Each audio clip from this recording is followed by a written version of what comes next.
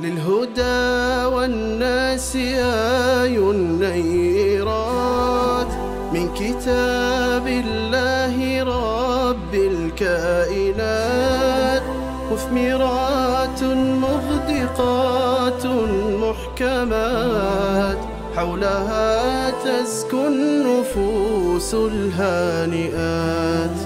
كم سمعت روح ونارت من حياة بين أنهار البشائر والعظات، واستلذ القلب فهما وثبات. إنه القرآن حيث المعجزات.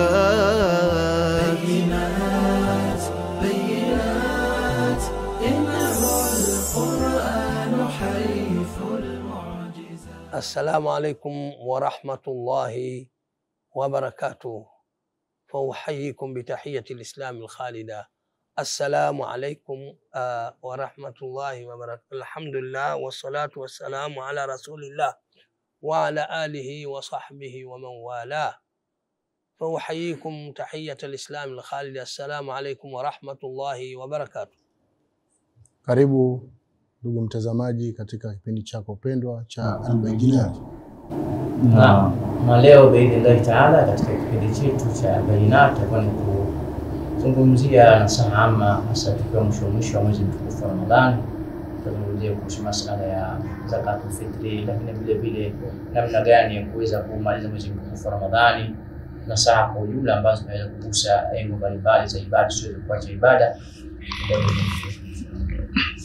La shaka ni jambo zuri. Leo hii ni siku maalum kabisa, kwa ukizingatia kwamba kipindi chetu cha Al-Bayinat kinakwenda mwishoni mwa mwezi huu mtukufu wa Ramadhani kwa mwaka huu wa 1446. Mujadala uhayikum bitahiyya islamiyya al-khalida. Ndugu yangu mtazamaji, biidhnillahi taala katika kamera mashekhe kwa mwisho wa mwezi mtukufu wa Ramadhani, au bali kwa mwisho wa mwezi mtukufu wa Ramadhani biidhnillahi taala, katika baadhi ya mambo ambayo ni mazuri sana katika mwezi mtukufu wa Ramadhani, ambayo ni katika sheria yetu inaitwa msingi mzuri, nayo ni kuweza kuwasaidia wale ndugu zetu na wale ambao wenye uwezo, basi wasiwasahau tafuta thawabu na kuweza kuwasaidia. Siku ya Eid siku ya furaha, tufurahi wote, asiwe anahangaika mpaka siku ya Eid. Na ndio maana imekuja katika mafunzo ya Uislamu, mojawapo ni mtu akiwa mshifunga akiwa mwisho basi aimalizie na kuweza kutoa zakat fitri, ambayo tutaipo ukiangalia ina thawabu nyingi sana, kiasi kwamba mtu anafutiwa madhambi karibu ya mwezi mzima, na Mwenyezi Mungu wasio na adhabu kwa Mwenyezi Mungu thawabu zaidi ya hapo. Funga tamiliki ukaya na mapungufu, mojawapo ni kutoa zakat. Mashekhe, hii ndio inawezekana ndio mambo yetu kubwa, lakini kutokana na baadhi ya vitu vidogo kuna saa fungaji, na kuna masuala ya vile vile ya kuzungumza kutoa zakat fitri, chakula, kutoa zakat fitri, fedha, ambapo pia imekuwa na khilafu kubwa kwa wale mtazamaji pia atakufunza. Lakini vile vile kuna upeleke katika jamii ya khairia kama vile masasati au utoe tu mwenyewe, na vingine. Kuna wengine wanapokea pia alafu sio waaminifu, wanatazama watu kwa sura zao, za kwamba mtu ambaye ana uwezo au aweza kujilimbikizia hata yeye pia kwa baada ya kauza. Hayo yote ni mambo muhimu kuyagusa katika kipindi hiki cha leo. Mimi nianze kufungua kidogo kabla sijagusia hizo nukta ulizozungumzia. Kuna nukta kimoja kwanza ieleweke kwamba zakatul fitri isichukuliwe kama zakatul mali, kwamba mtu labda amiliki kiasi kikubwa cha mali. Maana kuna wengine mtu anahangaika au katika wanahangaika unamwona hivi kwamba huyu ana uwezo wa kumiliki chakula cha siku ya Eid, lakini bado anahangaika. Inaonekana pengine hajaelewa maana zakatul fitri ni.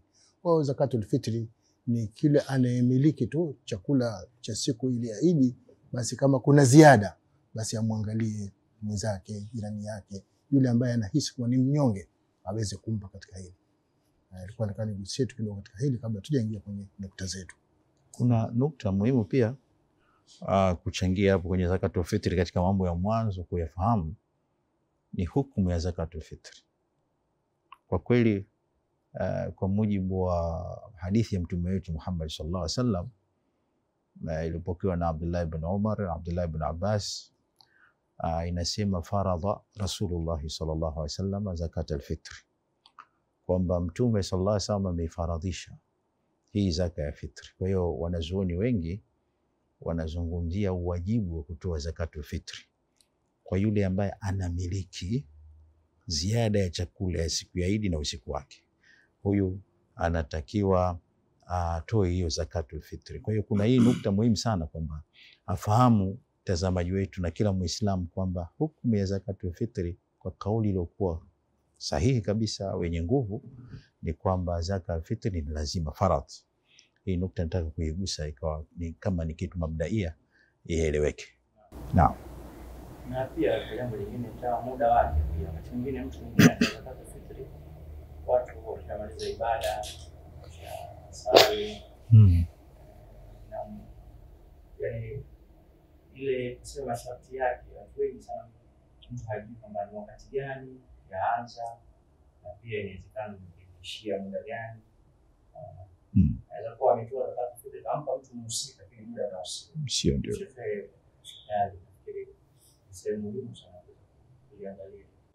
Mimi nataka niseme badala Sheikh Ali kuzungumza kwamba hukumu ya zakatul fitri, kwamba mtume mwenyewe katika hadithi alipokea Abdullah ibn Umar na Abdullah ibn Abbas kwamba faradha Rasulullah sallallahu alaihi wasallam zakatul fitri, kwamba ni faradhi, yani lazima. Lakini pia niseme kuna hikma, yani siri ya ile kutoa zakatul fitri, kwamba ni tuhratan lisaimi. Wa sisi wanadamu tunapokuwa tuwafanya mambo yetu ya ibada, kuna kungwao tunazozikwa, waambiwa kwamba usisengenye, usifanyeje. Sasa ukitoa vile vile ni katika kujitwaharisha na kuwa safi zaidi kwamba umetoa. Halafu vile vile katika athari imekuja kwamba ughnuhum an dhulli suali yawma idhin, yani wazibeni muwatosheleze na udhalili wa kuomba ile siku ya nini. Naye kama ilikuwa hali pilau, hali sijui biriani, labda akipata kile chakula au hali vizuri, lakini kwa siku ile ya siku ya Idi ni siku ya furaha. Pia nataka kusema kitu chengine cha tatu,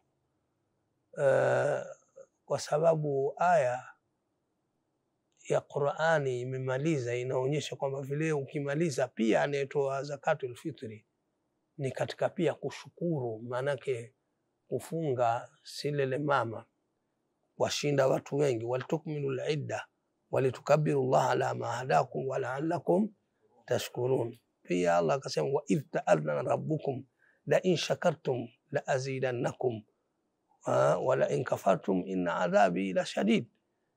Pia ni jambo ambalo ni la msingi kulijua kwamba katika kufanya haya pia ni katika shukurani, na mtu katika kushukuru pia kushukuru katika neema aliyoifanya, pia katika kutoa sadaka. Hili pia na ambalo ni jambo la msingi sana katika swala hii. Vile vile kuna kitu katika hii tuamaliza ambacho na nasihi kabla ya kutaja je ni kiasi gani kinachotakiwa kutolewa pamoja na khilafu za ulama, kwamba kuna hadhari ambayo imo ndani ya Qur'an. Nafikiri surati An-Nahl yasema wala takunu kallati naqadat ghazlaha min ba'di quwwatin ankasan. Watu wasahau ukiingia mwezi wa Ramadhani ndio ni mwezi wa Allah, ni mwezi wa toba. Watu ambao labda pengine watu wawaita ni machango udoa, siku ile wapata heshima, wakavaa nguo vizuri, lakini tukisha maliza tu kuna kuvunja jungu na kuna kuvunjua jungu. Yani avunja jungu aaga mwezi wa mchana kwa kuingia ndani ya Ramadhani, halafu akishakuwa ndani ya mwezi wa Ramadhani sasa auaga mwezi wa Ramadhani kwa kuvunjua jungu kwa maasiya. Sasa ni sawa sawa na yule aliyesemwa kwamba wala takunu kallati naqatat ghazlaha, usiwe kama yule ambaye aliyechangua kile alichokuwa akikifuma. Mtu umeshona kofia, hasa anaoshona za nyuzi, mpaka imetimia, amefika mwisho unaonekana kama una kichapa par. Sasa ndio yule ambaye amemaliza Ramadhani halafu ajiandaa na maasiya katika wakati wa Idi. Utakuta Allah subhanahu wa ta'ala, hizi mawasimu ni ibada, na ukiondoka pia ni ibada. Na hiyo siku ya Idi ingawa wafurahi pia ni ibada, yatakiwa uwe na hadhari. Usije watoto, kwa mfano katika mazingira tulionayo, watoto wetu wakiingia siku ya Idi wabadilika, wawa katika hali nyingine ya kuwavutia wanaume na kufanyaje. Hivi vitu ni vitu ambavyo takiwa tuwe na tahadhari nazo.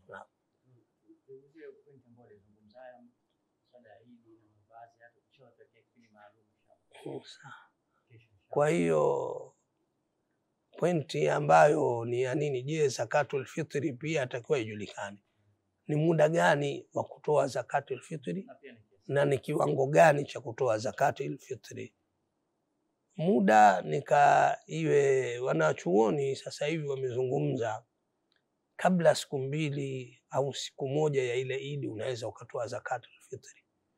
Wamejuzisha hiyo kwa kuondoa ule mzigo kwamba ile siku kuwahi, kwa umeamka uwahi kabla ya swala, maana mwisho ni kabla ya swala ya siku ya Idi, basi iwe tayari wewe umeitawanya ile zaka. Huu ndio muda wake. Ama baada ya swala inakuwa tu ni sadaka kama sadaka nyingine. Na kama pia hukuwahi, haina maana maadamu sikuwahi sitoe.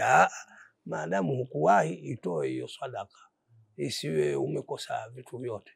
Kiasi ambacho kimetajwa ambacho watu kinawababaisha wengi, watu wengi hawatofautishi kati ya pishi na kibaba. Kibaba pishi ni vibaba 4. Pishi ni vibaba 4.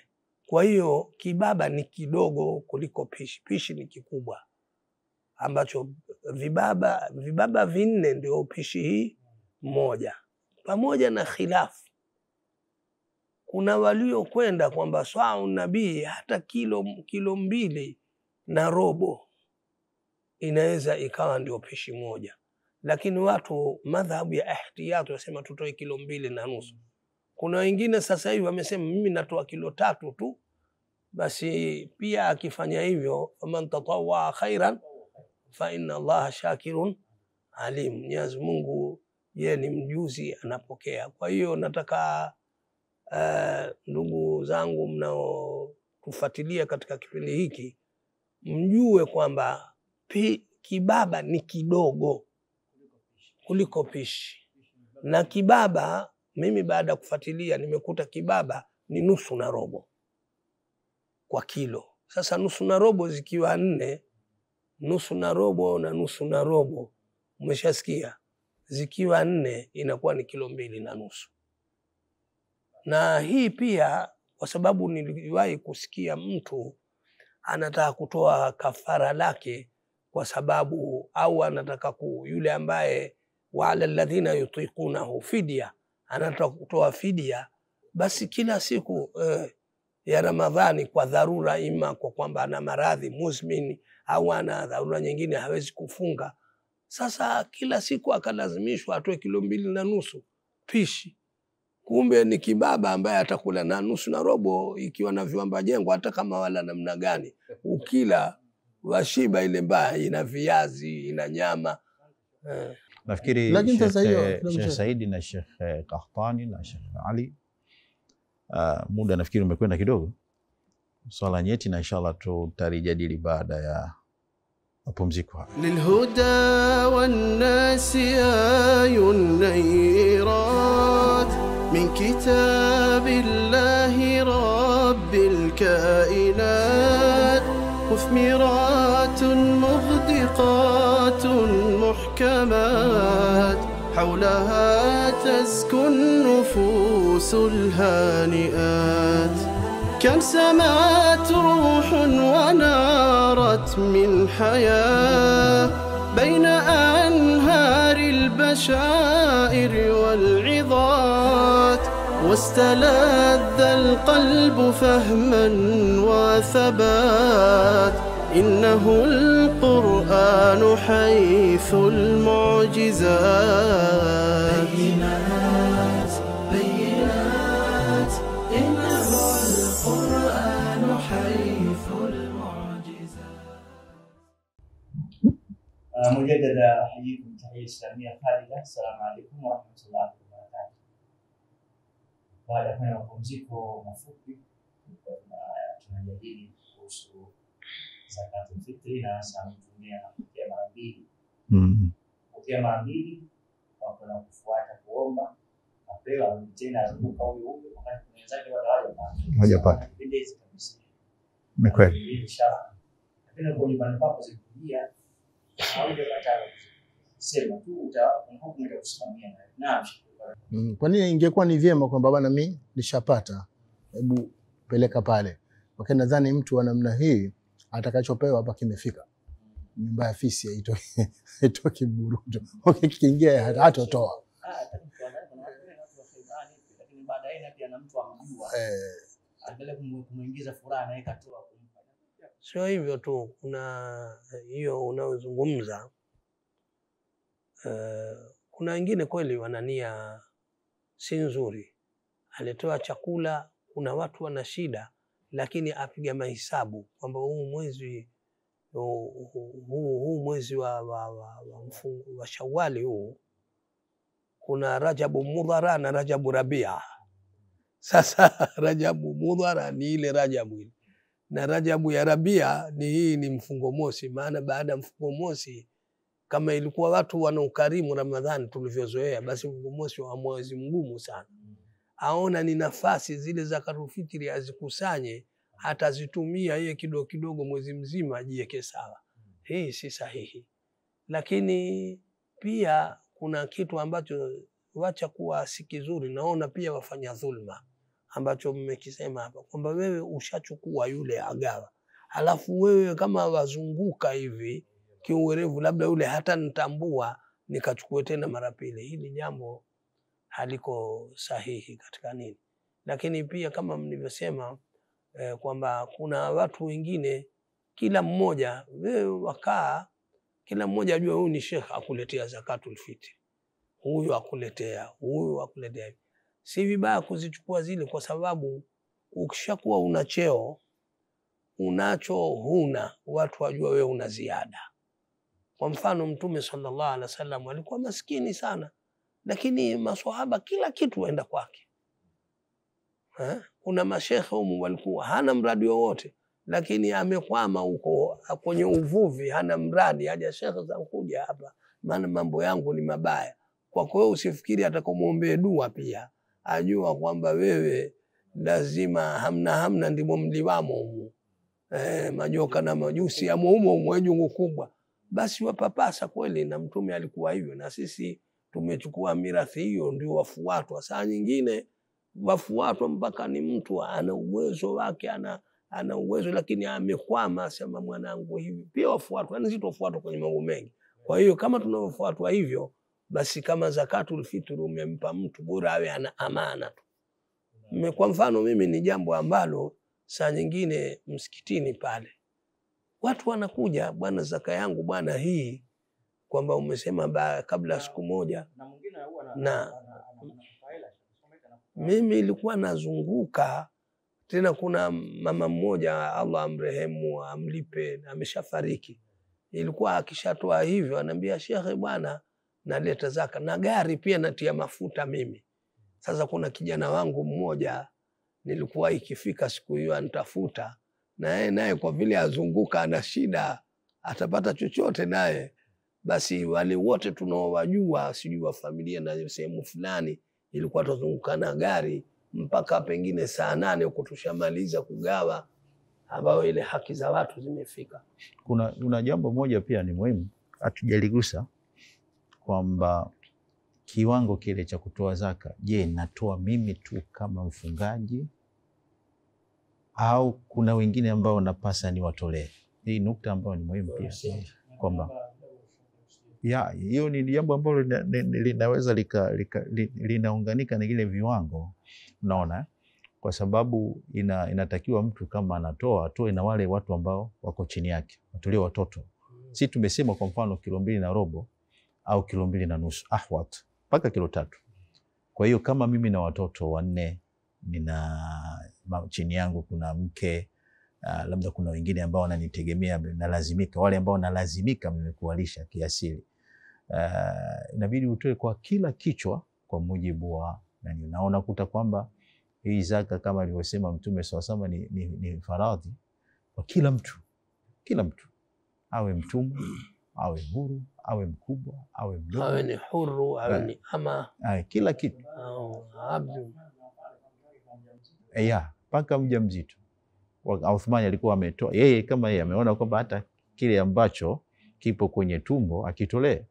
Wakati kauli nyingi toba naona kwamba mtu ambaye alikuwapo ndani ya Ramadhani hata kwa robo saa duniani kazaliwa kwa mfano. Sasa hiyo nukta ni muhimu. Sasa Sheikh, unapozungumzia hata mtoto mchanga amezaliwa sijui leo, amezaliwa jana, madam amezaliwa kabla ya mwezi muonekana, atoa zaka, amejitahidi kwenye mimba, seuzi kwamba amezaliwa. Ila tu kuna kitu kingine kwenye hilo kuhusu wale unaowatolea. Inawezekana ni kitu muhimu, uwezo wako, huna uwezo wa kuwatolea wote. Sawa. Ushaona bwana, na kwa vile wamekula kwako, wanaostahiki kuwalipia, inatakiwa uwafanye nini? Kuna mwingine anajisema mimi nitajitolea mwenyewe, haina haja. Ushaona bwana. Je, ilikuwa tukae pia kuwafahamisha ndugu zetu. Sasa mimi na watu 10, je, nitatoa watu 10 wote? Wala ilmu inda Allah, nafikiria itakuwa sasa baada kuwa wewe umejitolea na umewatolea baadhi, inategemea na nguvu yako wewe sasa. Takullah masata'at. Au wewe watiania, ya Rabbi, hiki ndio chatoka kwangu mimi na ndio ninachokimiliki, basi nakupa ukipokee.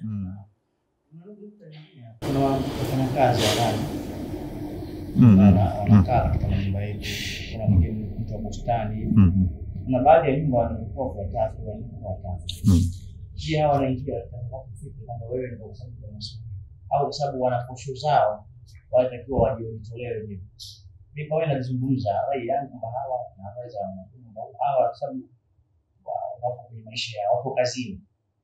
Sio kwamba kila ambaye wewe unampa mshahara ambaye uko katika majukumu yako basi yule anatolea zakati fitri yeye mwenyewe, hata kama kwa sababu ana posho yake na kwamba wamsimamia kwa sababu ya majukumu basi, lakini haingii ile ambao unawajibika wewe.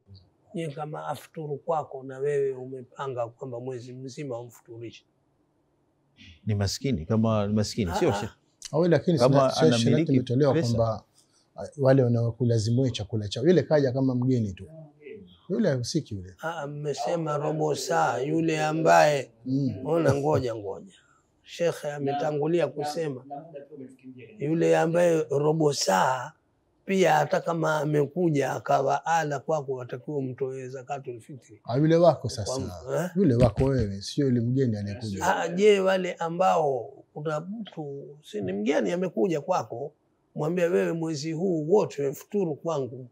Ni mgeni huyo. Kwa hiyo huyo ajitolee mwenyewe pamoja na khairi ya nini. Ndio nitakatoa waike wazi hao watu.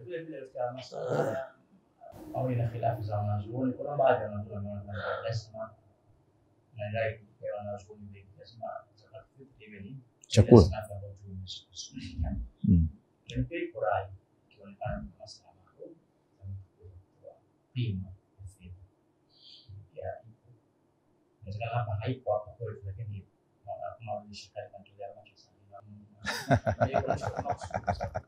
umalize hapo. Kuna muda kidogo, kuna kipengele kidogo maisha muda, kulikuwa na kipengele kidogo, kuna ratiba inajitokeza, maana kilizungumza kidogo kwamba ule muda umekwisha, lakini mtu naye bado ndio kafanikiwa kutoa. Kwa sababu kuna tukio moja lilitokea, wale wanakusanya taasisi wamekusanya vitu vingi wakachelewa kugawa kutokana na dharura mbalimbali, lakini watu wale wameshatoa. Sasa nini hukumu yake?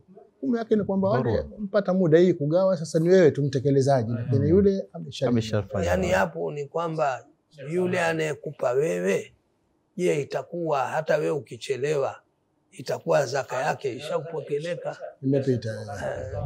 Ndo nataka pia hili wajijue watu. Ndini Allah Taala, ndugu yangu mtazamaji, tumefikia tamati wa kipindi chetu na ni fursa ya kuangalia kipindi kingine cha kuweza kushirikia siku hii masharti yake na tunawashukuru sana watazamaji wetu kwa ujumla kwa kuendelea kubaki na sisi katika kipindi hichi adhim cha Al-Bayinat. Allah walipe kila la kheri. Bila kuwasahau watazamaji watukufu pamoja na wasimamizi waliosimamia kipindi hiki, ikiwemo wapiga picha, wasimamizi na wale waliogharimia mpaka kufikia jambo hili kufanikiwa. Allah walipe kila. للهدى والناس آي النيرات من كتاب الله رب الكائنات مثمرات مغدقات محكمات حولها تزكو النفوس الهانئات كم سمات روح ونارت من حياة بين أنهار البشائر والعظات واستلذ القلب فهما وثبات إنه القرآن حيث المعجزات